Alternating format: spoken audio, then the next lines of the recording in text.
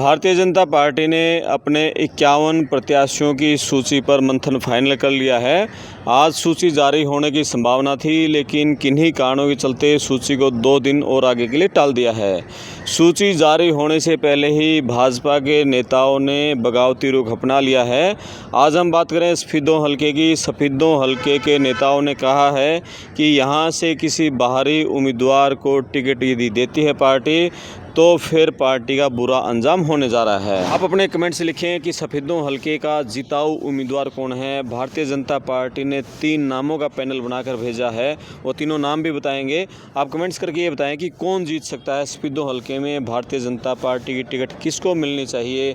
पहली बार कमल खिलाने का मादा कौन रखता है। अब पूरी खबर सुनते हैं। चिट्ठी ये है कि भारतीय जनता पार्टी के जो सफीदों हलके के जो नेता हैं, मंडल अध्यक्ष हैं, मुवाना के, पीलू खेड़ा के, सफीदों के, और इन नेताओं ने अपने हस्ताक्षर युक्त चिट्ठी लिखी। आप जो स्क्रीन पर चिट्ठी देख रहे हैं, ये चिट्ठी जगत प्रकाश नड्डा को लिखी है, मोहनलाल बड़ोली, अमित शाह, नायब सैनी, BL संतोष, मनोहरलाल खट्टर, धर्मेंद्र प्रधान, फणींद्रनाथ शर्मा, सतीश पूनिया। इन्होंने इस चिट्ठी में ये कहा है कि सफीदों हलके में एक चर्चा चल रही है कि यहाँ से मोहनलाल बड़ोली जो प्रदेश अध्यक्ष हैं, वो यहाँ से चुनाव लड़ सकते हैं। एक राम कुमार गौतम का नाम यहाँ से चर्चाओं में है कि वो भी बीजेपी इनको चुनाव मैदान में उतर सकती है। हालांकि ये बात बिल्कुल सच है कि जब लोकसभा का चुनाव संपन्न हुआ और चुनाव खत्म होते ही मोहनलाल बड़ोली ने सफीदों हलके का एक सर्वे करवाया था। वो यहाँ से चुनाव लड़ना चाहते थे, वो इसलिए क्योंकि सफीदों हलका जो कि सतपाल ब्रह्मचारी कांग्रेस के जो सांसद हैं, उनका घरेलू हलका है। ब्रह्मचारी का जो गांव है गांगुली, वो सफीदों हलके में आता है। बावजूद इसके सफीदों हलके से सतपाल ब्रह्मचारी हारे थे और मोहनलाल बड़ोली की जीत हुई थी। तो इसी कारण बड़ोली ने सर्वे करवाया, लेकिन उस सर्वे की सारी रिपोर्ट नेगेटिव आई और इसके चलते उन्होंने सफीदों हलके से चुनाव लड़ने का मन ख़त्म कर दिया। ये अंदर की रिपोर्ट है। लेकिन जो अभी भी सियासी गलियारे में दोनों नाम चर्चाओं में है, राम कुमार गौतम और आपका मोहनलाल बड़ोली, तो उसी चर्चाओं के कारण ये चिट्ठी में सीधा सीधा ये धमकी दी है, खुली या बगावती तेवर दिखाए हैं। उन्होंने कहा है कि तथ्य देकर बताया कि जब भी बाहरी उम्मीदवार सफीदों में आया है तो यहाँ की जनता ने उसको कैसे नकार दिया है। 1987 में चौधरी देवीलाल की पूरे हरियाणा में आंधी थी, 85 सीटें जीती थी लोकदल ने। उसमें उस आंधी में लोकदल ने यहाँ से बाहर के उम्मीदवार रामचंद्र जांगड़ा को टिकट दी। उस समय सरदार सरदूल सिंह निर्दलीय थे, उन्होंने यहाँ से चुनाव जीता और कुंदन लाल को हराया 26,732 वोटों से। और उस लोकदल की आंधी में लोकदल के रामचंद्र जांगड़ा तीसरे नंबर पर रहे थे। इसके बाद 1991 में राम कुमार गौतम यहाँ से बाहर के थे, नारनौंद के रहने वाले, उन्होंने सफीदों से चुनाव लड़ा और करारी हार हुई उनकी। मात्र 1500 वोट उनको मिले थे और उस चुनाव में यहाँ से बच्चन सिंगारिया कांग्रेस के प्रत्याशी जीते थे। इसके बाद 2005 में पूरे हरियाणा में कांग्रेस की लहर थी और कांग्रेस ने 60 से ज़्यादा सीटें जीती। तब भी कांग्रेस ने सफीदों से बाहर के प्रत्याशी थे करमबीर सैनी, उनको यहाँ से टिकट दी और तब यहाँ की जनता ने निर्दलीय बच्चन सिंगारिया को जिताया। उसके बाद तथ्य बताया गया है 2014 में जब हरियाणा में भारतीय जनता पार्टी की लहर थी और भाजपा ने पहली बार 14 के चुनाव में पूर्ण बहुमत की सरकार भी बनाई थी।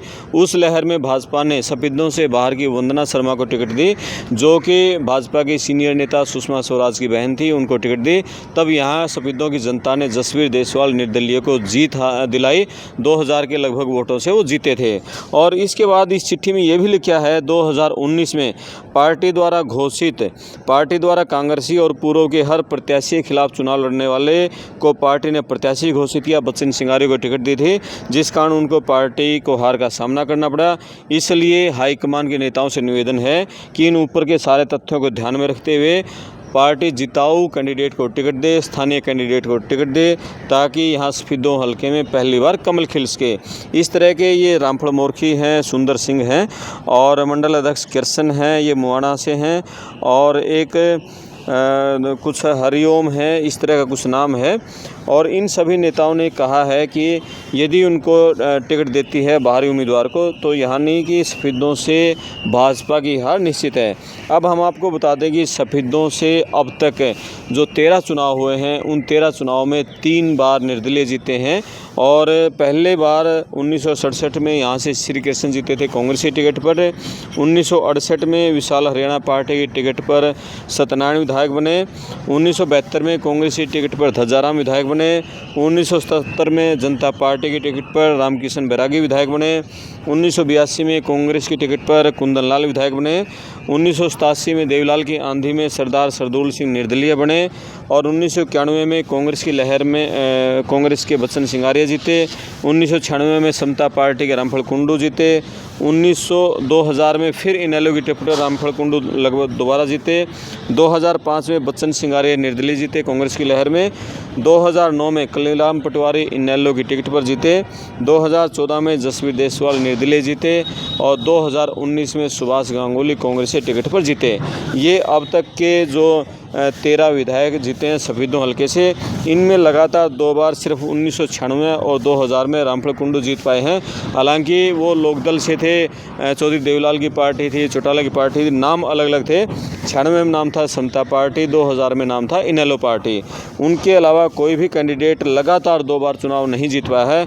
हालांकि यहाँ से बच्चन सिंगारिया 2 बार चुनाव जीते हैं।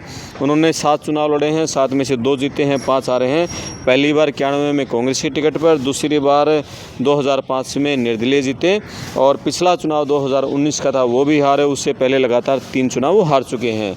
तो आपका क्या कमेंट्स है? ये जो बीजेपी के नेताओं ने जो खुली चिट्ठी लिखी है हाईकमान को, इसका क्या संदेश जाए? क्या यहाँ सफेदों हल्के में सियासी चर्चाएँ हैं? इनमें कितना दम है बड़ौली में और रामकुमार गौतम में? हालांकि पड़ताल टीवी के जो अंदर से जो गुप्त सूत्र हैं, सूत्रों के हिसाब से पता चला है कि यहाँ से पार्टी ने 3 नामों का पैनल बनाकर भेजा है। उन 3 में एक नाम है जसवीर देसवाल का, जो निर्दलीय जीते थे 2014 में। एक नाम है राजू मोर, वो पूर्व में जिला अध्यक्ष रहे हैं लगातार 6 साल तक। और एक बच्चन सिंगारिया जो पिछला चुनाव भाजपा की टिकट पर हार गए थे। तो इन 3 नेताओं के नाम पैनल में बनाकर भेजे हैं और इन 3 में से हाईकमान किसी एक नाम पर निर्णय लेगा। किसके नाम पर निर्णय लेता हाईकमान, किसकी लॉटरी खुलती है, वो देखते हैं। इन तीनों में से जिताऊ कौन है, कौन जीत सकता है? आप अपने कमेंट्स जरूर लिखें। मैं आपका दोस्त क्रमपाल। चैनल को सब्सक्राइब करें, वीडियो को शेयर करें। धन्यवाद।